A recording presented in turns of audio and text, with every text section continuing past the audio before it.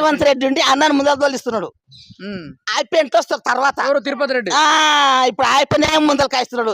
వీడేం సంసారం చేయడు, మమ్మల్ని ఆడుస్తాడు. వీడు ఇంకోని కమ్ముకొని వీడు పోతాడు.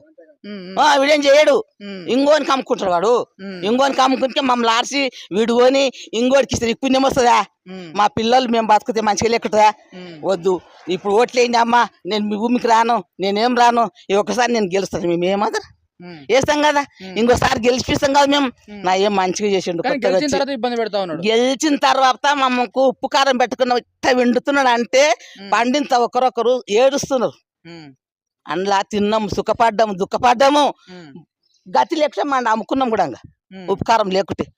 అటువంటిది మేము విడిచిపెట్టి నువ్వు మా ఫార్మా కంపెనీకి అంటే నువ్వు మా అప్ప కుట్టివా, మా ఎత్తమామ కుట్టివే, ఎవరిని కుట్టినాడే ఉంటివి.